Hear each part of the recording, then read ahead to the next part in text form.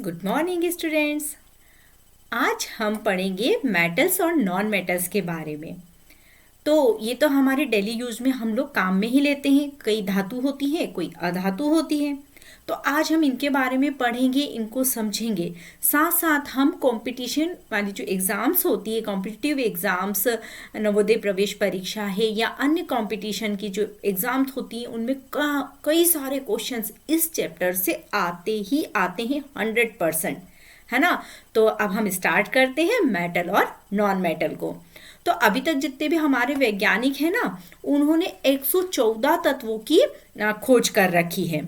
कितने तत्व, कितने एलिमेंट हैं, ये आप याद करिएगा। 114 तत्वों की खोज कर रख चुके हैं, जिनमें प्राकृतिक रूप से जो तत्व हैं वो उनकी संख्या कितनी है, 22। एलिमेंट तो 114 खोजे गए हैं, जिनमें प्राकृतिक रूप से 22 हैं। और ये तत्व कैसे हैं, अधातु हैं। इनमें से कुछ धातु भी होती है। अब यहाँ पर एक नाम दिया है मरकरी। मरकरी मीन्स होता है Hg। ये क्या है, इसको हम एक और नाम से जानते हैं, यानी कि पारा। बड़ा ही खूबसूरत होता है, सिल्वर कलर का होता है। यदि इसको हम अपने हाथों पे लेते हैं ना, छोटे से रूप में। अच्छा, थर्मामीटर में भी पारा भरा होता है। टेम्परेचर इससे हम नोट करते हैं, प्रसार पाकर वो फैल जाता है ना। तो वो जब हम उसमें से कई बार निकल जाता है ना, ये जहरीला होता है। हमें किसी भी रूप में हमारी बॉडी में ये नहीं जाना चाहिए, इससे बीमारी भी होती है। जापानीज लोग में बहुत ज़्यादा होती है, मिनी माता रोग बोलते हैं उसको। तो ये जो पारा होता है चमकीला होता है, दिखने में बहुत खूबसूरत होता है। और जब कभी हथेली पे लो ना, तो छोटी छोटी बॉल के रूप में बन जाता है। अर्ध ठोस अवस्था कह सकते हैं इसको, है ना। तो ये क्या है, जितनी भी धातुएं होती है ना, सब तो ठोस होती है, लेकिन ये जो पारा है ना, ये इसका अपवाद है। अब इसके अलावा हम और देखें तत्वों में, जैसे यहाँ पर दिया हुआ है हमारा लोहा। लोहे से सभी परिचित होंगे। कापर, है ना। एल्यूमिनियम, हमारे घर में लोहे के, कापर के घड़े जिसमें हम पानी भरते हैं, तांबे का होता है ना। कहते हैं तांबे का पानी भी पीना चाहिए, स्वास्थ्यवर्धक होता है। सुबह उठकर पियो तो कब्ज नहीं होती है ना। तो ये तो हम परिचित हैं, हम डेली लाइफ के हैं। एल्यूमिनियम से भी परिचित हैं। Zinc, gold. गोल्ड तो सबसे प्रिय होता है हर महिला का, है ना, गोल्ड। सिल्वर यानी चांदी, sodium, tungsten, cadmium, nickel, uranium, mercury, ये सब धातुओं की श्रेणी में रखे जाते हैं। मैं इनके साइंस भी आपको बता देती हूँ कि इनको कैसे लिखा जाता है ना। तो पहला जो लोहा होता है, इसका जो साइन होता है वो क्या है, मतलब किससे इसको बताते हैं, एफी। जनरली इसको एफ ही लिखेंगे। कॉपर को क्या लिखेंगे, Cu। एल्यूमिनियम को Al। जिंक को Zn। गोल्ड को Au।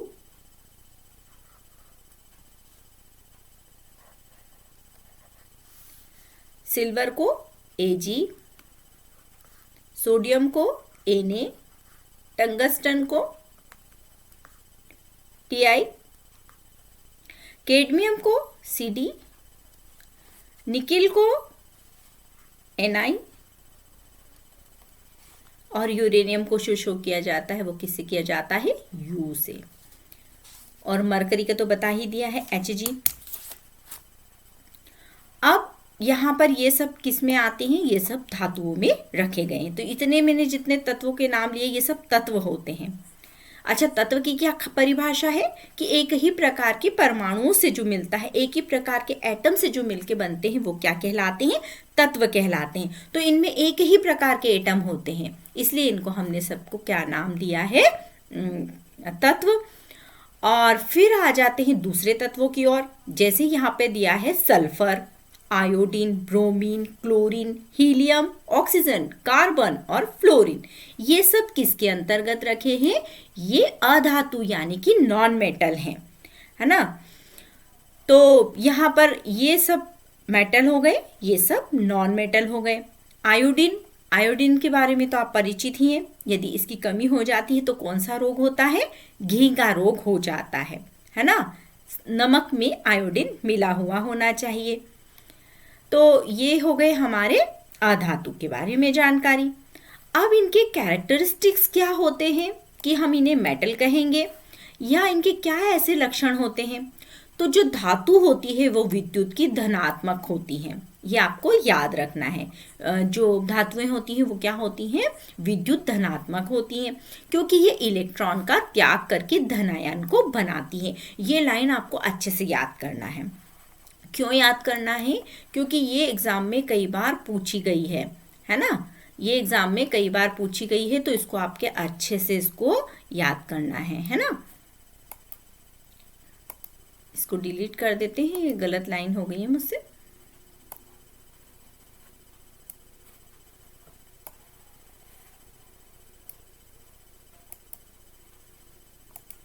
चलिए, है ना। तो अब यहाँ पे क्या खासियत आ गई है इनकी कि ये सब तत्व जो होते हैं ये धनात्मक होते हैं, ये इलेक्ट्रॉन त्याग कर धनायन बनाते हैं। यहाँ पर हम देखें तो के क्या है, पोटेशियम, और सी है कैल्शियम। तो जो पोटेशियम होता है के, जिसको हम यहाँ पे दर्शा रहे हैं, इस पे प्लस चार्ज है। प्लस चार्ज यानी कि धनायन। धनायन क्यों है, क्योंकि यह एक इलेक्ट्रॉन को बाहर कर रहा है, इसलिए इसके ऊपर एक प्लस चार्ज है। अब यहाँ हम ऐसे ही कैल्शियम को देखेंगे तो कैल्शियम के ऊपर कितने हैं, 2 प्लस चार्ज हैं। इसका मतलब ये हुआ कि ये 2 इलेक्ट्रॉन बाहर निकालता है, तो ये त्याग कर देते हैं, इसलिए इनके ऊपर पॉजिटिव चार्ज आ जाता है। जो रिसीव करते हैं उनके ऊपर नेगेटिव चार्ज आता है, ये त्याग करता है उसका। अब इनकी हम खासियत देख लेते हैं। तो धातुएं कैसी होती है, आप किसी भी धातु को देखो, सोना, चांदी या लोहा, सब में एक विशेष प्रकार की चमक होती है, चमकदार दिखाई देती हैं। इनको यदि हम घिसेंगे ना किसी पत्थर पे तो इनमें से चमक नजर आएगी। हम सोने की जांच भी तो ऐसे ही करते हैं ना, वो लोग उसको घिस के देखते हैं, जब उसको घिसा जाता है तो उसमें प्योर सोने के पार्टिकल्स नजर आते हैं। प्रत्येक, मैंने बताया ना, एटम से मिलकर बनता है तत्व, तो यहाँ पर जितने भी उसके निकलेंगे वो सब चमकदार निकलेंगे। धातुएं ऊष्मा और विद्युत की सुचालक होती हैं, ये वाला पॉइंट भी इंपॉर्टेंट है। तभी तो जितने भी इलेक्ट्रिक वायर्स होते हैं उनमें मेनली हम किन चीज़ों का यूज़ करते हैं, या तो सिल्वर का करेंगे, या कॉपर का करेंगे, या फिर एल्यूमिनियम। चूंकि सिल्वर महंगा मिलता है, कॉपर महंगा होता है, तो आजकल एल्यूमिनियम का प्रयोग ज़्यादा किया जाता है। इसके अलावा मोबाइल्स है या कुछ इलेक्ट्रॉनिक कंप्यूटर वगैरह या इक्विपमेंट्स होते हैं, तो उनमें प्लेटिनम का यूज़ किया जाता है। सबसे महंगी धातु है, सबसे महंगी धातु कौन सी है, प्लेटिनम है। उसके बाद में गोल्ड आता है। तो ये कैसी हो गई, ऊष्मा और विद्युत की सुचालक हो गई, यानी कि इनमें से करंट फ्लो हो सकता है, गर्मी भी फ्लो हो सकती है ना। किसी कोई लोहे की रॉड गर्म हो रही है, उसको पकड़ के देखना, वहाँ गलती नहीं करना ऐसी, है ना। तो अब इसका नेक्स्ट क्या है, आवर्त सारणी। एक आवर्त सारणी दी है, मेंडलीफ की आवर्त सारणी हम पढ़ते हैं जनरली। तो उस आवर्त सारणी में धातुओं को बाईं तरफ तथा बीच में रखा गया है। जो आप लोग सारणी एक टेबल देख लीजिएगा तो उसमें उसको कहाँ पर रखा हुआ है, बाईं तरफ। किसको, मेटल्स को। और अधातुओं को कहाँ रखा है, दाईं तरफ रखा गया है। अब तत्वों में जैसे सीजियम, जर्मेनियम, एंटीमनी और यहाँ पे टेरिलियम है ना, तो ये सब जो धातु और अधातु दोनों के लक्षण इनमें होते हैं, अतः इनको उपधातु कहते हैं। तो अब आप इनका भी नाम अच्छे से याद कर लीजिए, क्योंकि ये भी पूछा जा सकता है। एक तो ये भी पूछा जा सकता है कि धातु ऊष्मा की चालक है या नहीं, और फिर यहाँ पर ये वाला क्वेश्चन तो कई बार पूछा गया है कि उपधातु के नाम बताइए। तो ये जितना भी लिखी हुई है ये सब कौन सी है, ये सब उपधातुएं हैं। इसके बाद में अधातुओं के क्या क्या कैरेक्टरिस्टिक होते हैं, ये तो अभी हमने मेटल्स के समझे, अब हम समझेंगे नॉन मेटल्स के। तो तत्व जो धातुओं की तरह व्यवहार नहीं करते अधातु कहलाते हैं। प्राकृतिक रूप से इनकी संख्या 22 है। अधातु न तो आघात वर्ण होती है और न ही इनमें तन्यता का गुण होता है। आघात वर्धिता से तात्पर्य होता है कि यदि इनको हम मारें, जैसे ये जो हमारी धातुएं थी, इनको यदि हम हथौड़े से पीटते हैं तो ये चपटी होती जाती हैं। जैसे लोहे की चद्दरें आपने देखा होगा, है ना। सोने की गले में जो महिलाएं पहनती चेन को देखा होगा, कितनी पतली होती है ना।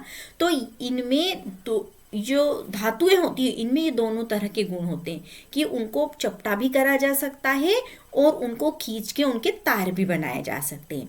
जबकि जो अधातु होते हैं ना उनमें ये गुण नहीं होता। ना तो वो आघात, उनको पीटेंगे ना तो वो भुरभुरी होके पिघल जाएगी, और खींच भी नहीं सकते, तन्यता का गुण भी उनमें नहीं होता है। अब इसके बाद जो धातुएं होती हैं वो ठोस होती हैं लेकिन भंगुर होती हैं। ठोस होती है मतलब एकदम ठोस जैसे धातुएं होती है उसी तरह से होती है, लेकिन धातुओं को पीटने पे चद्दर और तार भी बन रहे हैं, तन्यता का गुण है चूंकि। लेकिन जो अधातु होती हैं उनको यदि पीटा तो वो भंगुर होंगी और फैल जाएंगी। जैसे हम सल्फर को देखें तो सल्फर पे एक डंडा लगाएंगे तो वो तो बिखर जाएगा, पाउडर बन जाएगा उसका वाइट कलर का। अधातु चमकदार भी नहीं होती है, लेकिन आयोडीन इसका एक अपवाद है। अधातुएं प्रायः मृदु होती हैं और लेकिन हीरा इसका एक अपवाद है। अब देखो यहाँ पे हीरा आ गया है, क्या वर्ड आया है यहाँ पर? हीरा। कितना खूबसूरत होता है हीरा। किससे बनता है हीरा पता है आप लोगों को? कोयले से बनता है। कोयले पे जब हाई टेम्परेचर और हाई प्रेशर होता है तो वो हीरे में कन्वर्ट हो जाता है। आप सब भी हीरा बनने वाले हैं, है ना। आपके ऊपर भी थोड़ा सा दबाव है ना, टीचर का भी है, मम्मी पापा का भी है, मेरा भी है कि आप अच्छी स्टडी कीजिए। आप अच्छी स्टडी करेंगे तो ये प्रेशर है आपके पास। और टेम्परेचर कैसा है? टेम्परेचर कैसा है कि आपको बहुत पढ़ाई करना है तो वैसे गर्मी बढ़ जाएगी, है ना। तो आप लोग पढ़ाई अच्छी करेंगे तो आपका सिलेक्शन हो जाएगा, सिलेक्शन हो जाएगा तो लाइफ बन जाएगी। तो ऐसे ही हीरा भी कैसे बनता है? हाई प्रेशर और हाई टेम्परेचर जब इसको कोयले को मिलता है तो इसकी जो संरचना होती है वह चेंज हो जाती है और चमकदार हीरे का निर्माण हो जाता है। लेकिन ये जो हीरा है ना वो किस में आता है? इतना चमकदार होता है। देखो हमने कहा था कि धातुएं नहीं चमकती, हीरा तो चमकता है ना। लेकिन ये इसका क्या है? एक अपवाद स्वरूप है। बाकी धातुओं का गुण यह नहीं होता। जितनी भी धातु है ना उनमें ये गुण नहीं पाया जाता। जो अधातु होती है ना वो ऊष्मा और विद्युत की चालक भी नहीं होती क्योंकि इनमें कोई मुक्त इलेक्ट्रॉन नहीं होते हैं। तो आप ये वाली जो लाइन मैंने ऊपर हीरे वाली बताई है ना इसको अच्छे से याद करिएगा। ये कई बार क्वेश्चन एग्जाम में पूछा गया है और आयोडीन वाला भी पूछा गया है, तो दोनों को, लेकिन हीरा ज़्यादा पूछा जाता है। अब थोड़ा सा और हम इसकी एक्यूरेंस के बारे में पढ़ेंगे कि ये कहाँ पे प्राप्त होती है ना। तो केवल कुछ ही धातुएं प्रकृति में मुक्त अवस्था में पाई जाती है, जैसे सोना और प्लेटिनम। ये तात्विक रूप से पाए जाते हैं। कैसी होती है? फ्रीली कंडीशंस में पाई जाती हैं और यौगिक के रूप में रहती हैं। अधिकांश जो धातुएं रहती हैं ना वो किसी के साथ मिक्स होती हैं। अधिकांश अपने ऑक्साइड्स के रूप में पाई जाती है, जैसे कॉपर, लेड, जिंक, एंटीमनी, निकल, कैडमियम सल्फाइड के रूप में होते हैं। कैडमियम जैसे सल्फाइड के साथ मिक्स होता है। हम धातु को खोदने जाएंगे ना, अब ऐसा अगर होता ना तो सब प्रकृति से अपने आप ही निकाल लेते धातु को और हम यूज़ कर लेते, लेकिन ऐसा नहीं है। वो अयस्क के रूप में, ये देखिए नेक्स्ट हमारा अयस्क आ ही गया है, इसको भी समझ लेते हैं। अयस्क के रूप में ये प्रकृति में भूमि में जमीन के अंदर पड़ी रहती हैं। फिर इनको जमीन में से खोदकर निकाला जाता है। जितनी भी धातुएं होती हैं ना उन सबको जमीन में से निकाला जाता है और जमीन में से निकालने के बाद इनकी शुद्धिकरण की जाती है। तो ये किस रूप में होते हैं? तो ये इनके ऑक्साइड्स के रूप में होते हैं। जैसे यहाँ कैडमियम सल्फाइड दे रखा है। तो अब यहाँ पे देखें, अयस्क प्रकृति में पाए जाने वाला खनिज है जिससे एक या अधिक धातुओं को लाभदायक रूप से निष्कर्षित किया जाता है। मतलब कई धातुएं ऐसा नहीं कि एक ही निकलेगी, उसके साथ दूसरी धातुएं भी निकल सकती हैं। तो इसको हम किस नाम से जानते हैं? और या अयस्क के नाम से जानते हैं। ये भी रिक्त स्थान का क्वेश्चन बन सकता है आपका। फिर है धातु कर्म। अब हमने जमीन को खोदा और उसमें से कुछ चट्टानों को निकाल लिया। अब इसमें से हम धातु को कैसे निकालेंगे? तो उसके लिए जो प्रोसेस अपनाई जाती है उसे धातु कर्म कहा जाता है। अयस्क से धातु प्राप्त करने के लिए विभिन्न उपयोग को शुद्ध करने के लिए विज्ञान को धातु कर्म कहा जाता है। अब धातुओं के भौतिक गुणों को समझेंगे। कक्ष ताप पे सभी धातुएं केवल मरकरी को छोड़कर ठोस अवस्था में होती। जितनी भी धातुएं ले लें हम, सोना, चांदी, लोहा, जो भी XYZ जितने भी नाम हैं वो सब कैसी हैं, ठोस है, लेकिन ये द्रव अवस्था में होती है। आप इसको तो याद कर ही लेना क्योंकि ये कई एग्जाम्स में पूछा गया क्वेश्चन है। मरकरी इसका ये Hg से इसको दर्शाते हैं, ये भी याद करिएगा। और ये भी याद करना है आपको, क्या याद करना है कि ये किस अवस्था में होती है। Hg लिखा है ये मैंने। सामान्य परिस्थितियों में धातु जो कि त्यों बनी रहती है, अतः अपना आकार परिवर्तन नहीं करती, जैसी है वैसी ही रहेंगी। जब तक हम उनको मारे पीटे नहीं, ठोके बजाए नहीं, तब तक वो कोई चेंज नहीं लाती है, वैसी ही वो अपनी अवस्था में रहती है। ये पॉइंट भी इम्पोर्टेंट है कि धातुओं के गलनांक सामान्यतः उच्च होते हैं। जैसे कापर का गलनांक है 1083 डिग्री सेल्सियस और लोहे का इससे ज़्यादा। भाई कापर आसानी से गल जाता है और सांचों में ढालकर विभिन्न प्रकार की मूर्ति वगैरह इनसे बनाई जा सकती है। अब यहाँ पर हम देखें तो कॉपर का गलनांक कितना है, 1083 डिग्री सेंटीग्रेड, जबकि हम लोहे का देखेंगे तो 1535 डिग्री सेंटीग्रेड इसका टेम्परेचर है जब लोहा पिघलने लगता है। तो अब इसके बाद में हम इनके भौतिक गुणों को भी जानेंगे और अच्छे से इसको समझ लेते हैं, पूरा क्लियर करेंगे। कोई सा भी क्वेश्चन आएगा तो हम नहीं छोड़ेंगे, सारे क्वेश्चन को हम सॉल्व करेंगे। कक्ष ताप पर अधातुएं ठोस, द्रव, गैस अवस्था में हो सकती हैं। अभी हमने धातुओं के बारे में देखा, जनरली ठोस है, केवल अपवाद एक पारा है। लेकिन यहाँ हम देखेंगे तो अधातु जो होती हैं वो 3 अवस्थाएं हैं, तीनों में है, ठोस, द्रव और गैस। सल्फर, कार्बन, आयोडीन, तीनों ही चीज कैसी होती हैं, ये ठोस होती हैं। कैसी होती हैं, ये ठोस होती हैं। लेकिन यहाँ पर जो ब्रोमीन है, ब्रोमीन जो है वो कैसा हो गया है, यहाँ पर द्रव अवस्था में है। और नाइट्रोजन, ऑक्सीजन, हीलियम, ये सब कैसे होते हैं, ये गैस के रूप में होते हैं। ब्रोमीन द्रव के। आप इस ब्रोमीन को तो अच्छे से याद कर लीजिएगा, बिल्कुल अच्छे से याद कीजिएगा, क्योंकि ये कई बार एग्जाम्स में पूछा गया है कि ब्रोमीन जो होती है वो किस अवस्था में होती है, तो वो द्रव अवस्था में होती है। बाकी हम गैसों को तो परिचित हैं ही सही, हमें कोई प्रॉब्लम नहीं आएगी। फिर अधातुओं के गलनांक धातुओं की अपेक्षा कम होते हैं। जैसे इसका वहां तो हजारों में था, यहाँ सल्फर का देखें तो मात्र कितना है, 119 डिग्री सेल्सियस। आयोडीन का देखें तो 113 डिग्री सेल्सियस। अब इनकी चमक के बारे में थोड़ा सा डिटेल और देख लेते हैं अपन। धातुओं को काटने पर देखते हैं तो वो चमकदार दिखाई देते हैं और इसे क्या कहा जाता है, धात्विक चमक, है ना। इसे क्या कहा जाएगा, धात्विक चमक। फिर धातु की चमक के कारण उनके क्या बनाए जाते हैं, धात्विक चमक के कारण उनके आभूषण और सजावट की वस्तुएं बनाई जाती है। जैसे हम चांदी की पायल बनाते हैं कि नहीं, और हीरो का हार बनाते हैं, उसी हीरे तो अधातु है ना। लेकिन उसका बेस किसका बनता है, सोने का बनता है। सोना क्या है, धातु है। अब इनमें मैलिबिलिटी या आघातवर्धता होती है, यानी इनमें चादर बनाने का गुण होता है। सोना, चांदी सबसे ज्यादा आघातवर्ध वस्तुएं होती हैं, इनको ज्यादा पीट के, बहुत पतली पतली पन्नी। रदरफोर्ड ने एक्सपेरिमेंट किया है ना परमाणु का, एटम का, वो किस पे किया है, सोने की पन्नी पे। हाँ, अल्फा बीटा गामा, तो वो कितनी पतली होती है, नैनोमीटर में पतली होती है, बहुत पतली होती है, वो बनाई है। अब अधातु आघातवर्ध नहीं होती, अधातु को हथौड़े से पीटकर चादर नहीं बनाई जा सकती। ऐसा ही तन्यता या के गुण में भी होता है। किसी धातु का गुणधर्म जिसके तार के रूप में खींचा जा सकता है वो उसकी तन्यता या डक्टिलिटी कहलाती है। तो आप इसको भी अच्छे से तैयार कीजिए कि डक्टिलिटी किसे कहते हैं। फिर सोना, चांदी सबसे अधिक तन्यता वाली होती है, अधातु में तन्यता की प्रवृत्ति नहीं होती है। चमकदार का भी हमने पढ़ ही लिया है, इसको फिर देख लेते हैं। धातु एक सिरे से दूसरी सिरा तक ऊष्मा का चालन करती है, चालकता, है ना, कंडक्टिविटी। ये धातुएं सुचालक होती हैं। धातुएं विद्युत की भी सुचालक होती हैं। सोना सबसे अच्छा सुचालक होता है, इसके बाद चांदी, फिर कॉपर, फिर एल्यूमिनियम आता है।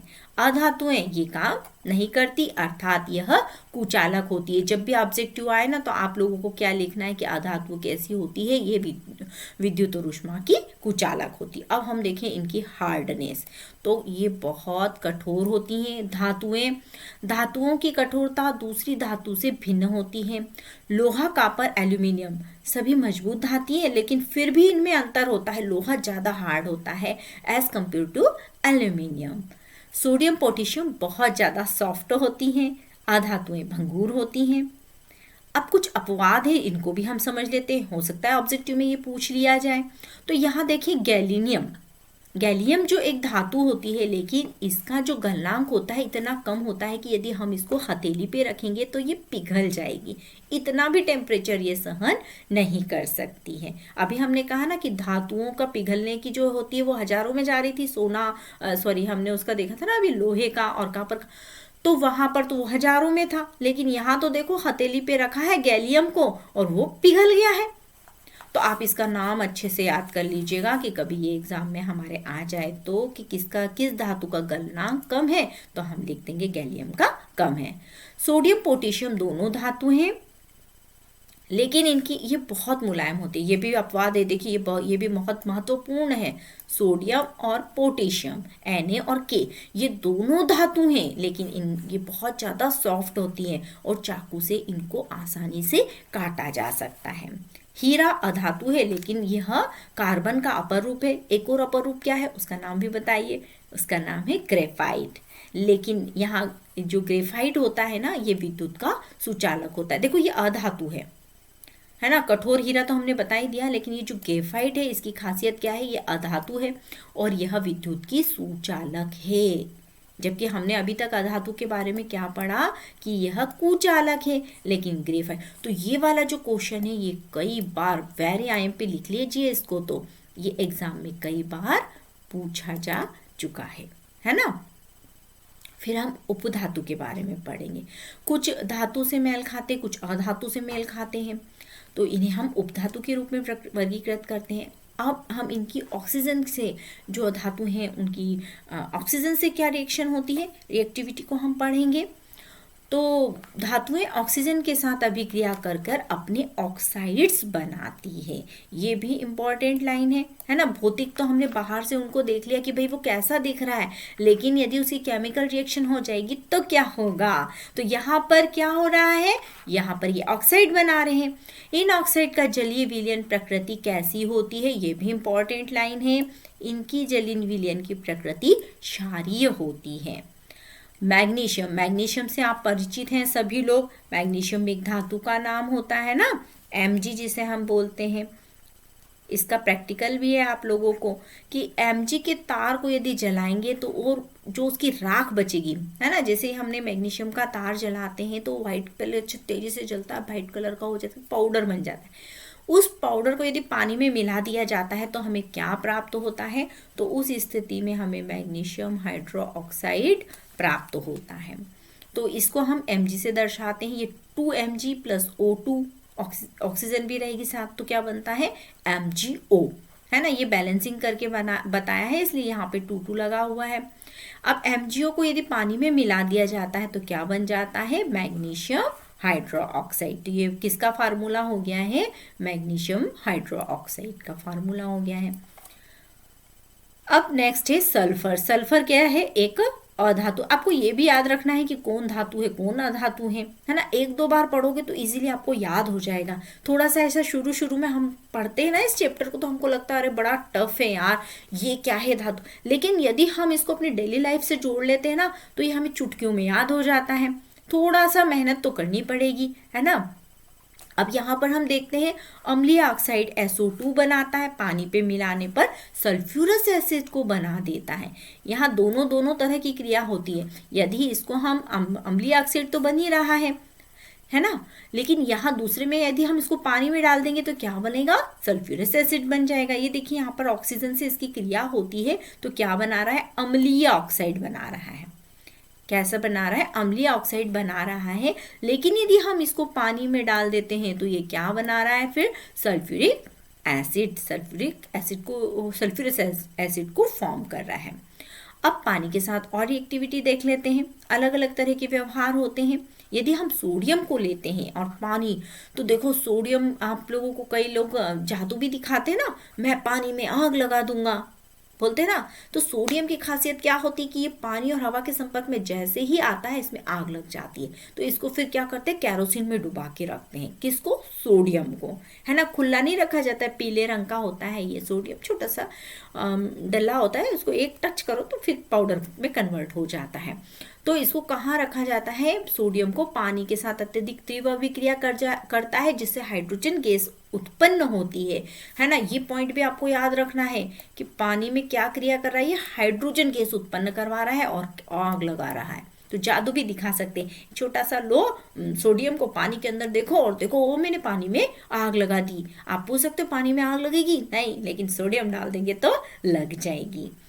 ऐसा ही मैग्नीशियम को ठंडे पानी के साथ बहुत ही धीमी गति से क्रिया करता है, जबकि गर्म जल के साथ यह तेजी से क्रिया करता है और ये मैग्नीशियम हाइड्रोक्साइड का निर्माण करता है और साथ में इसमें भी H2 गैस निकलती है। देखिए दोनों ही कंडीशन में यहाँ पर H2 गैस निकल रही है और दोनों के ही हाइड्रोक्साइड्स बन रहे हैं, है ना। यहाँ सोडियम हाइड्रोक्साइड बन रहा है, यहाँ मैग्नीशियम हाइड्रोक्साइड बन रहा है। और इसकी खासियत क्या हो गई इस ग्रुप की कि ये हाइड्रोजन गैस को बाहर निकाल रहे हैं। जिंक तथा लोहा पानी के भाप के साथ बहुत धीमी गति से क्रिया करते हैं। फिर कॉपर, सिल्वर, निकल पानी के साथ कोई क्रिया नहीं करते। अधातु जल के साथ भी क्रिया नहीं करती। फास्फोरस हवा में बहुत क्रियाशील होता है, इसलिए इसको पानी के, अब यहाँ देखो फास्फोरस का तो नया ही कैरेक्टर लेके आ गया है ना। यह हवा में बहुत ज्यादा क्रियाशील होता है, तो इसको कहाँ रखते हैं? पानी के अंदर डाल के रखते हैं। अब अम्लों के साथ क्रिया। धातु तनों अम्लों के साथ क्रिया करके उनके सॉल्ट्स तैयार करती हैं और हाइड्रोजन मुक्त करती हैं। धातुएं प्लस तनु अम्ल इज इक्वल टू धातु साल्ट प्लस हाइड्रोजन। तो यहाँ पर हम धातु में कौन सी धातु लेते हैं? यहाँ पर हम धातु में एल्यूमिनियम ले रहे हैं। इसकी हम अम्ल का नाम क्या है? HCl में हाइड्रोक्लोरिक अम्ल, है ना। तो यहाँ पे कैसे लिया है? डाइल्यूट लिया है। दोनों तरह का होता है, कॉन्सेंट्रेट भी होता है, डाइल्यूट। यहाँ एक्सपेरिमेंट के लिए डाइल्यूट या तनु को लिया है। अब एल्यूमिनियम की जब इसके साथ क्रिया करते हैं तो हाइड्रोजन गैस तो निकलती है, लेकिन यहाँ बन रहा है AlCl3 एल्यूमिनियम क्लोराइड। फिर है नेक्स्ट आयरन की जब हम हाइड्रोक्लोरिक अम्ल के साथ क्रिया करते हैं तो फेरिक क्लोराइड बनता है और इसमें भी कौन सी गैस रिलीज हो रही है? हाइड्रोजन गैस निकल रही है। तो यहाँ पर अम्लों के साथ क्रिया आपको अच्छे से समझ में आ गई होगी। अब हम आगे बढ़ते हैं। कॉपर तनु हाइड्रोक्लोरिक अम्ल के साथ में कोई क्रिया नहीं करता, लेकिन सल्फ्यूरिक अम्ल और नाइट्रिक अम्ल के साथ क्रिया करते हैं। देखो ये भी अम्ल है, जैसे हाइड्रोक्लोरिक अम्ल है ना HCl, ऐसे ही सल्फ्यूरिक अम्ल होता है H2SO4, नाइट्रिक अम्ल होता है HNO3। तो यहाँ पर इस नाइट्रिक अम्ल के साथ में जब क्रिया करते हैं, देखो सल्फर जो होता है गर्म सांद्रिक नाइट्रिक अम्ल के साथ क्रिया करता है और को क्या बनाता है? SO2 एक जहरीली गैस होती है ना, दमा करती है ये। तो ये जो है सल्फर और HNO3 मिले तो क्या बना? सल्फर डाइऑक्साइड बना, नाइट्रस के ऑक्साइड बनेंगे और पानी बनेगा, NO2 बना। तो ये इतना कंप्लीट हो गया है। इसके बाद में आगे देखते हैं हम उत्कृष्ट धातुएं। भाई ये तो बड़ा ही इंपॉर्टेंट है, नोबल मेटल्स के बारे में हमको पढ़ना है। उत्कृष्ट धातु बहुत कम क्रियाशील होती है, किसी से क्रिया नहीं करती, हवा, पानी, अम्लीय और क्षारीय पदार्थों से बिल्कुल भी प्रभावित नहीं होती हैं। तो इनमें क्या क्या आ जाता है? सोना, चांदी, प्लेटिनम, ये तीनों जो होती है वो उत्कृष्ट धातुएं कहलाती है। लेकिन अभी जो मार्केट में चांदी आती है ना, ये हाइड्रोजन सल्फाइड से क्रिया कर लेती है और काली पड़ जाती है। तो फिर मेनली हम नाम सोना और प्लेटिनम का दे सकते हैं, लेकिन भाई इसमें लिखा है तो हमको मानना पड़ेगा चांदी को भी, है ना। कुछ चांदी डुप्लीकेट आती है ना जो काली हो जाती, ओरिजिनल तो नहीं है, लेकिन आजकल मार्केट में ऐसी ही मिलती है जो ब्लैक हो जाती है थोड़ी समय बाद। चलिए अब हम अपने टॉपिक पे आते हैं। उत्कृष्ट धातुएं अपनी चमक को बहुत लंबे समय तक बनाए रखती हैं। सोना जो होता है सिर्फ क्लोरीन गैस से, देखिए इंपॉर्टेंट, अभी हमने कहा ना किसी से कोई नुकसान नहीं, बट सोने को यहाँ नुकसान हो गया है। किससे? क्लोरीन गैस से। यह एक्वारोजिया में घुलनशील होता है, ये क्लोरीन गैस जो होती है इसको इफेक्ट डालती है। एक्वाराइजा सांद्र नाइट्रिक अम्ल, अब यहाँ पे पूछा है एक्वाराइजा में घुलनशील। अब देखो इसके बारे में एक बहुत बड़ी बात मैं बताने वाली हूँ आप लोगों को। एक्वाराइजा क्या है? नाइट्रिक अम्ल और हाइड्रोक्लोरिक अम्ल का 1 अनुपात, यहाँ 2 बिंदियां हैं, अनुपात में मिलने पर बना हुआ मिश्रण है।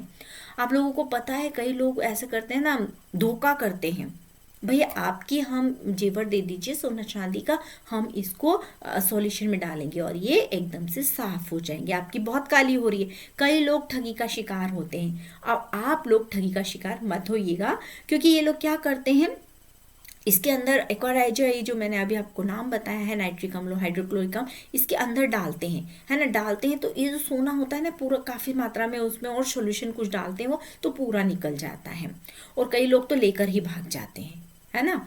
तो इन चीज़ों से हमें सावधान रहना है ना। ठीक, चलो अपने टॉपिक में आते हैं। अब प्लेटिनम एक उत्कृष्ट धातु है। प्लेटिनम जो है इस पे किसी प्रकार की कोई रिएक्शन नहीं होती, कोई जंग नहीं लगती, तभी तो सबसे कीमती भी है और सबसे ज़्यादा ये यूज़ में आती है और महंगी भी है। फिर सामान्य मिश्र धातु एलॉयस के बारे में हमें जानना है। एलॉयस पे भी क्वेश्चंस एग्जाम में पूछे जाते हैं। एक मिश्र धातु में धातु या अधातुओं का समान मिश्रण होता है। अब यहाँ हम देखें तो लोहे में थोड़ी सी कार्बन मिला दो, लोहा में इस्पात बनाना होता है ना, लोहे के से हम इस्पात बनाते हैं, तो उसमें थोड़ा सा कार्बन 0 समथिंग कार्बन हम डाल देंगे उसमें, तो स्टील तैयार हो जाता है। और स्टील से क्या बनाया जाता है? रेल की पटरियां, पुलों का निर्माण किया जाता है। हम जो घरों में यूज़ करते हैं ना, वो क्या चीज़ होती है? वो स्टेनलेस स्टील होती है। जो चमकदार बर्तन होते हैं ना, वो भी लोहे से बनते हैं, लेकिन लोहे में मिलाया जाता है। तो किस किस चीज़ को? यहाँ 80.6 तो लोहा है, उसके साथ 18% क्रोमियम है और 1% निकिल है, और कार्बन का देखो मैं कह रही थी ना 0 समथिंग, या 0.4 जो है वो यहाँ पर कार्बन मिलाया जाता है। तो क्या तैयार हो जाता है? स्टेनलेस स्टील, चमकदार, जो हमारी तपेली वगैरह होती है ना घरों में, वो इसी की बनी हुई होती है। आप इसको भी याद कर लीजिए, कई बार एग्जाम में ये पूछा गया है। इसके बाद में एल्यूमिनियम, निकिल तथा कोबाल्ट से भी मिश्र धातु बनती है, जिसे अल्निको। देखो कितना सरल है इसको याद करना। ऐसे एल्यूमिनियम, है ना, एल से और नी से निकिल और को से कोबाल्ट, तो ये बहुत आसानी से याद हो जाएगी। इसका प्रयोग अच्छे चुंबक बनाने के लिए किया जाता है ना। ऑब्जेक्टिव का क्वेश्चन, भाई उत्तम कोटि की चुंबक बनाने के लिए आप किस लोहे का प्रयोग करेंगे? तो हम बोल देंगे फट से अल्निको का प्रयोग करेंगे। ब्रॉस एक मिश्र धातु है जिसमें 7 भाग तांबा और 1 भाग टीन का होता है। जर्मन सिल्वर में 60% कॉपर, 25% जिंक और 50% इसमें निकिल होती है। अब इनके संगठन को भी देख लेते हैं। स्टील में क्या क्या होता है? लोहा और कार्बन। इसका प्रयोग जहाज, टैंक, रेल की पटरी, पुल, वाहन और मशीन बनाने में किया जाता है। फिर स्टेनलेस स्टील, लोहा और क्रोमियम का मिक्सचर होता है, और ऊपर मैंने अभी आपको बता ही दिया है। इससे खाने के बर्तन, छुरी, कांटे, शल्य उपकरण ये सब बनाए जाते हैं। फिर कांस्य तांबा और टीन से मिलकर बना होता है, जिससे मूर्ति, सिक्के, मेडल, घड़ियां, गहने बनाए जाते हैं। फिर पीतल से भी सभी परिचित है, तांबा और जिंक का मिश्रण होता है। ये कई बार एग्जाम में पूछा गया है, इसको आप अच्छे से तैयार करेंगे, है ना। कई बार इसको एग्जाम में पूछा गया है, तो आप इसको अच्छे से तैयार करेंगे कि पीतल किससे बना हुआ है। तो पीतल जिंक और तांबे से बना है। इसका उपयोग बर्तन, बेश, नट, सजावटी वस्तुएं, है ना, गमले वगैरह, फ्लावर प्लॉट वगैरह बनाए जाते हैं। संगीत के वाद्य बनाने में जो बाजा बजाते हैं ना, टिंग टिंग, तारा, सितारा, वीणा, इन सब के जो तार होते हैं वो भी इसी से बने होते हैं। अल्निको लोहा, एल्यूमिनियम, निकिल और कोबाल्ट, जिसका उपयोग चुंबक बनाने में किया जाता है। फिर ड्यूरेलियम बहुत महत्वपूर्ण धातु है, इसमें किसी प्रकार का संक्षारण नहीं होता है ना।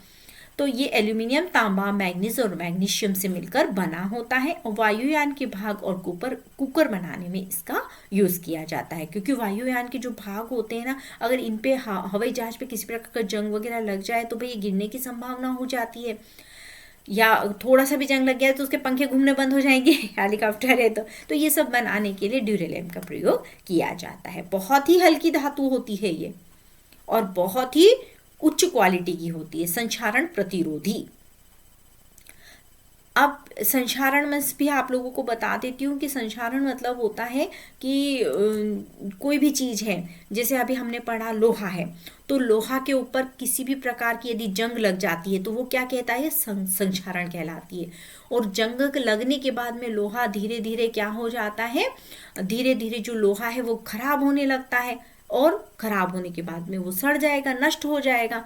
ऐसे ही तांबे में हम देखेंगे हरे रंग की परत आ जाती है ना, हरे हरे कलर का हो जाता है। तांबे के बर्तन को एक दिन साफ नहीं करो तो वो ग्रीन कलर का हो जाता है। तो ये सब संक्षारण, इसको रोकने के लिए इनके ऊपर परत चढ़ाई जाती है, जिसे गैल्वेनाइजेशन कहते हैं। जिंक की परत चढ़ी हुई होती है कहीं तारों पे, इन सब पे, ताकि वो खराब ना हो।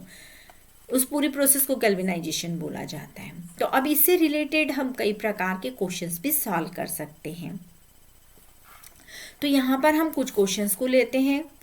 निम्नलिखित में से कौन सी धातु मुक्त अवस्था में पाई जाती है? तो इसका आंसर हो जाएगा Au, सोना। सोना जो होता है वो मुक्त अवस्था में पाया जाता है। दूसरा, निम्नलिखित में कौन सा कथन सत्य है? तो यहाँ पर हम ये देखेंगे जर्मन सिल्वर जो होता है उसमें सिल्वर नहीं पाई जाती है। तो इसका आंसर जो होगा यहाँ पर ये वाला सही है। फिर किस धातु का गलनांक सबसे ज़्यादा होता है, सबसे अधिक होता है? मॉल्बिडियम का होता है, ऑस्मियम का होता है, टंगस्टन का होता है, या फिर जिंक का होता है? तो इसका आंसर होगा टंगस्टन। टंगस्टन जो होता है इसका गलनांक सबसे ज़्यादा होता है। धातुओं में कौन सा युग्म विद्युत का सुचालक है? तो यहाँ हमने अभी पूरा इसको समझ ही लिया है, तो यहाँ इसका आंसर हो जाएगा तांबा और सिल्वर। ये दोनों विद्युत के बहुत अच्छे चालक होते हैं। मिश्र धातु जर्मन सिल्वर के घटक क्या हैं? तो मिश्र धातु जो जर्मन सिल्वर होती है उसमें क्या क्या पाए जाते हैं ये भी हम अच्छे से समझ चुके हैं। तो हम फट से इसका आंसर लगा देते हैं, कॉपर, निकेल और जिंक। ये जर्मन सिल्वर में इन्हीं से मिलकर बनता है। देखिए, जर्मन सिल्वर मीन्स सिल्वर यानी चांदी जैसे दिखाई देगा। जब कॉपर, निकेल और जिंक को मिला देंगे ना तो ये सिल्वर तैयार हो जाएगा, नकली चांदी। निम्नलिखित में कौन सा तांबे का अयस्क? तो यहाँ पर हमने पहले पढ़ा था ना कि तांबे का अयस्क से फिर तांबा निकाला जाता है, तो ये अलग अलग फॉर्म में होता है। तो यहाँ पर इसमें क्वेश्चन पूछा है निम्नलिखित में कौन सा तांबे का अयस्क है? तो नाम से ही यहाँ पर हमको समझ में आ जाता है, कॉपर पायराइट जो होगा वो इसका अयस्क होगा। तो और कॉपर ग्लास ये भी इसका अयस्क है, और मेलेकाइट ये भी इसका अयस्क, यानी कि ये तीनों जो होते हैं। तो हमारा आंसर जो है वो कौन सा वाला राइट हो गया? उपयुक्त सभी, ये सभी तांबे के अयस्क हैं। इसके साथ साथ हम आयरन के भी अयस्क के नाम याद कर लेते हैं। आप लोग इसको नोट कर लीजिए अपनी कॉपी में। आयरन की जो होते हैं अयस्क वो है हेमेटाइट, पायराइट, है ना, मैग्नेटाइट। ये इनसे भी ये अयस्कों से आयरन को शोधित किया जाता है या निकाला जाता है। जैसे तांबे के यहाँ पे नाम दे दिया ना, copper glass, malachite, copper pyrite. तो इन सब का जब हम धातु कम करते हैं तो हमें कॉपर प्राप्त होता है। फिर नेक्स्ट है सल्फ्यूरिक एसिड। सल्फ्यूरिक एसिड का क्या काम है? तो यह नीले लिटमस को क्या कर देता है? लाल कर देता है। सल्फ्यूरिक एसिड क्या करता है? नीले लिटमस को लाल कर देता है। फिर इसके बाद में नेक्स्ट ऊपर जाएंगे हम, धातुओं में किस प्रकार के आयन देती है? तो ये तो हमने बहुत अच्छे से समझा है कि धातुएं जो होती है वो कौन से आयन देती हैं? धन आयन देती हैं। इसके बाद में किस धातु में विद्युत चालकता सबसे कम होगी? अभी तक तो हम धातु की चालकता सबसे ज़्यादा हमने पढ़ा है, अब हमको बताना है यहाँ पर इस क्वेश्चन में कि सबसे कम किसकी होगी। तो इसका आंसर आ जाएगा Pb, यानी कि लेड। लेड की चालकता सबसे कम होगी। कौन सी धातु कक्ष ताप पे द्रव रूप में रहती है? तो ये तो हमें पता ही है, मरकरी आ जाएगा इसमें। फिर धातु जो केरोसिन के तेल में रखी जाती है तो उसका नाम है सोडियम। ये भी हमने अच्छे से समझा है।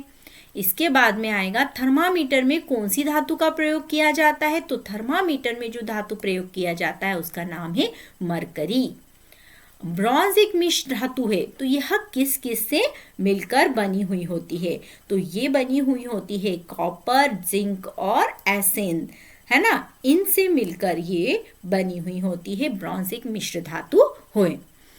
फिर निम्नलिखित में किसमें सबसे कम कार्बन की मात्रा होती है? पिटवा में, ढलवा लोहा में, इस्पात में या लौह अयस्क में? तो इसका आंसर है पिटवा लोहा। पिटवा लोहा से तात्पर्य क्या होता है? ये बहुत ही ज़्यादा सॉफ्ट होता है। यदि हम कार्बन की मात्रा बढ़ाते जाते हैं तो वो हार्ड होता जाता है। तो पिटवा लोहा कैसा होता है? यह सॉफ्ट होता है। अब सफेद फास्फोरस का भंडारण किस में किया जाता है? तो फास्फोरस भी दो प्रकार का होता है, एक सफेद कलर का होता है और एक लाल रंग का होता है। तो बारूद जिससे बनाया जाता है ना, और हम जो माचिस पे ऐसे घिसते हैं दिया सलाई को, तो वो भी किसका बना होता है? इन्हीं रेड फास्फोरस का। अब यहाँ पर इन्होंने क्वेश्चन पूछा हुआ है कि फास्फोरस को किस में रखा जाता है, तो हम लगा देंगे जल में इसको रखा जाता है। सबसे भारी धातु, यहाँ पर अगला क्वेश्चन है कि सबसे भारी धातु का नाम बताना है, तो वो आंसर आ जाएगा मरकरी। लोहे पर जिंक की परत चढ़ाना गैल्वेनाइजेशन कहलाता है ना। इस पे क्या करते हैं? संक्षारण से लोहे को बचाने के लिए, ताकि उस पे जंग ना लगे, उसके ऊपर जिंक की परत को चढ़ा दिया जाता है। अब स्टेनलेस स्टील एक मिश्र धातु है ना, तो वो किस किस से मिलकर बनी हुई है? तो इसका आंसर हो जाएगा एल्यूमिनियम, कार्बन, निकिल और क्रोमियम। तो ये वाला ए वाला हमारा आंसर सही है। अब अगला क्वेश्चन है सबसे भारी अधातु। अभी हमने धातु पढ़ी थी ना, अब हमको यहाँ आंसर देना है कि सबसे भारी अधातु कौन सी है। तो इसका आंसर आ जाएगा कार्बन, ये भारी होती है। निम्नलिखित में से कौन सी अधातु विद्युत की सुचालक होती है? तो यहाँ इसका आंसर आ जाएगा ग्रेफाइट। काटने के काम में प्रयोग होने वाले औजार बनाए जाते हैं, किससे बनाए जाते हैं जिससे काटा जा सके? तो ये किससे बनते हैं? देखिए मैं आपको एक चीज़ और बता देती हूँ कि जो हीरा होता है ना, हीरा जो होता है बहुत हार्ड होता है, तो इसको कटर के रूप में भी यूज़ किया जाता है। हीरे से ही हीरे को तराशा जाता है। हार्ड चीज़ों को, जब जैसे कांच है तो कांच की कटिंग के लिए हीरे का प्रयोग किया जाता है। और यहाँ पे जो टंगस्टन स्टील होता है उसका भी प्रयोग किया जाता है। अब सोल्डर के मिश्र धातु घटक, तो सोल्डर के मिश्र धातु घटक कौन कौन से होते हैं? तो इसका एक आंसर है लेड और टीन। लेड और टीन जो होते हैं वो सोल्डर के मिश्र धातु के घटक हैं। हवाई जहाजों में उपयोग होने वाली धातु कौन सी है? तो इसका नाम आ जाएगा ड्यूरेलियम। ये बहुत ही हल्की धातु होती है और उच्च संक्षारण प्रतिरोधी होती है। जर्मन सिल्वर में निम्नलिखित में से किस एक को बनाने में प्रयोग में लाई जाती है? तो जर्मन सिल्वर में से इनमें से क्या चीज को बनाया जाता है? आभूषण बनाए जाते हैं या इन चीजों में से क्या? तो इसका आंसर जो हो जाएगा वो है आभूषण, है ना। जर्मन सिल्वर जो चूंकि नकली चांदी होती है, इससे आभूषणों को बनाया जाता है। लोहे पे जिंक का लेप किया जाता है, क्यों? ताकि यह किसी प्रकार के इसमें संक्षारण ना हो, उसको रोकने के लिए किया जाता है। तो ये जंग लगाने से बचाती है, जिंक जो होती है लोहे को जंग लगने से बचाती है। निम्नलिखित में कौन सा ऊष्मा और विद्युत का चालक नहीं है? तो यहाँ पे नाम आ जाएगा सल्फर का, सल्फर नहीं है। धातुओं में उनके अयस्क से निकालने की क्रिया को क्या कहते हैं? इसे हम धातु कर्म के नाम से जानते हैं। निम्नलिखित में कौन सा प्रकृति में अपने ऑक्साइड्स के रूप में मिलता है ना। तो यहाँ पर हम इसका आंसर लिख देंगे, ये जो आंसर आ जाएगा डी नंबर का, मैग्नीज। ये ऑक्साइड के मैग्नीज ऑक्साइड के फॉर्म में मिलता है। निम्नलिखित में कौन सी धातु प्रकृति में अपने सल्फाइड के रूप में मिलती है? तो यहाँ पर भी इसका आंसर क्या आ जाएगा? D, nickel. निम्नलिखित में कौन सी धातु प्रकृति में अपने सल्फाइड के रूप में मिलती है? फिर से इस तरह का क्वेश्चन ये बन गया है। इसका आंसर आ जाएगा यहाँ पे लोहा। मैंने आपके इसके नाम भी बता दिए, आयरन, पायराइट, मैग्नेटाइट, हेमाटाइट, ये सब इसके अयस्क होते हैं, है ना। और साथ में ये सल्फाइड्स के रूप में भी मिलता है। फिर एक प्राकृतिक रूप से प्राप्त खनिज जिसमें एक या एक से अधिक धातुएं लाभपूर्ण रूप से निकाली जाती है, तो उसे हम क्या कहेंगे? तो उसे हम अयस्क कहेंगे। अब निम्नलिखित में कौन सी अक्रिय गैस नहीं है? तो तो यहाँ पर अक्रिय गैस कौन सी नहीं होगी, देखो हीलियम अक्रिय है, क्रिप्टॉन भी अक्रिय है और जीनॉन भी अक्रिय गैस है। अक्रिय गैस से तात्पर्य होता है कि इन गैसों की किसी के साथ कोई रिएक्शन नहीं होती। तो यहाँ पर सिर्फ हाइड्रोजन एक ऐसी गैस बची है जो कि अक्रिय नहीं है। धातु में कौन सा युग्म प्रकृति में तत्व रूप में प्राप्त होता है? तो प्रकृति में तत्व रूप में प्राप्त होने वाला क्या हो जाएगा, इसका आंसर हो जाएगा सोना और प्लेटिनम। ये वाला इसका आंसर है। इसके बाद में सभी धातुएं सिवाय एक के कक्ष ताप पर ठोस अवस्था में होती है, उसका अयस्क है। तो ठोस अवस्था में कौन रहेगी, इन मतलब किसको छोड़कर ये बताना है यहाँ पर, तो इसका आंसर आ जाएगा मरकरी। कॉपर का गलनांक कितना है? तो कॉपर का गलनांक हमने अभी पहले भी पढ़ चुके हैं, 1083 डिग्री सेंटीग्रेड है। लोहे का गलनांक 1535 डिग्री सेंटीग्रेड है। सल्फर का गलनांक बताना है, तो सल्फर का गलनांक भी हम अच्छे से समझे हैं, ये 119 डिग्री सेल्सियस है। आयोडीन का 113 डिग्री सेल्सियस है। अधातुएं बहुत कम चमकने वाली होती है सिवाय आयोडीन के, ये भी हम समझे हैं। SO2 के साथ क्रिया करके सल्फ्यूरिक अम्ल में परिवर्तित हो जाता है, तो इसका आंसर आ जाएगा जल के साथ, है ना। पानी के साथ जब ये SO2 क्रिया करता है तो ये किसका निर्माण कर लेता है, सल्फ्यूरिक अम्ल का। सल्फ्यूरिक अम्ल क्या करता है, सल्फ्यूरिक अम्ल का क्या कैरेक्टर होता है, तो वो नीले लिटमस को लाल कर देता है, ये उसकी खासियत होती है सल्फ्यूरिक अम्ल की खासियत ही है नीले लिटमस को लाल करना। अगर हम टेस्ट भी करते हैं तो यही टेस्ट लगाते हैं। मैग्नीशियम ठंडे पानी के साथ मंद क्रिया करता है, लेकिन गर्म पानी के साथ बहुत तेजी से क्रिया करता है, तो फिर वो क्या बनाता है, ये भी हमको बताना है। तो इसका आंसर हो जाएगा मैग्नीशियम हाइड्रोक्साइड और हाइड्रोजन गैस। हाइड्रोजन गैस सभी में निकली थी ना, धातुओं की क्रियाएं हो रही थी तब, हमने इसको भी बहुत अच्छे से समझा था। अब आता है कॉपर, सिल्वर और निकेल के बारे में। तो ये क्या करते हैं, ये सब जो होते हैं पानी के साथ जो है वो क्रिया नहीं करते हैं। फिर कॉपर में से एक के साथ क्रिया नहीं करता, इनमें से वो किसके साथ में क्रिया नहीं करता, तो वो तनु हाइड्रोक्लोरिक अम्ल के साथ क्रिया नहीं करता, लेकिन नाइट्रिक अम्ल के साथ तो ये क्रिया करता है। यहाँ पर तनु HCl के साथ कोई क्रिया नहीं करता है। निम्नलिखित में कौन सा अनुक्रम धातुओं की क्रियाशील श्रेणी नियम का अनुपालन करते हैं? तो यहाँ पर आ जाएगा ये वाला सेकेंड वाला, बी वाला। कौन आएगा यहाँ पे, पोटेशियम, सोडियम, मैग्नीशियम और एल्यूमिनियम। ये सब बहुत ही, पोटेशियम बहुत ज़्यादा क्रियाशील धातु है, उसके बाद में सोडियम है, फिर मैग्नीशियम है, फिर एल्यूमिनियम। धीरे धीरे क्रियाशीलता इनकी घटती जाती है, लेकिन हम पोटेशियम को देखें तो तुरंत किसी के भी साथ ये रिएक्शन करने को तैयार बैठा रहता है। फिर नेक्स्ट है, निम्नलिखित में कौन सा अनुक्रम धातु की क्रियाशीलता श्रेणी का पालन करता है? तो इसका आंसर हो जाएगा बी, जिंक, लोहा, लेड और कॉपर। आघातवर्धनता मतलब क्या होता है, यानी कि इनको पीट पीट कर इनकी चादर बनाई जा सकती है। निम्नलिखित में कौन सी एक धातु हथेली पे रखने पे पिघल जाती है? तो हथेली पे रखकर भी बताई थी ना, पिघल गई, गैलियम इसका नाम है। निम्नलिखित में कौन सा उपधातु का उदाहरण नहीं है? तो यहाँ पर इसका आंसर हो जाएगा गैलियम। गैलियम क्या है, धातु है, ठीक। अब इसके बाद में एक लास्ट बचा है, उसके बाद छुट्टी।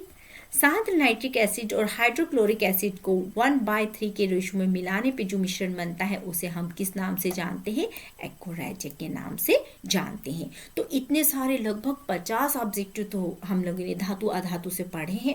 100% ये आपको हेल्प करेंगे, इनमें से कोई ना कोई क्वेश्चन आपके एग्जाम में जरूर आएगा। तो आप इसको अच्छे से पढ़िएगा, और वीडियो अच्छा लगे तो लाइक जरूर कीजिएगा, शेयर और सब्सक्राइब भी करिएगा। तो बस इतना ही हम लोगों के लिए। Okay, bye.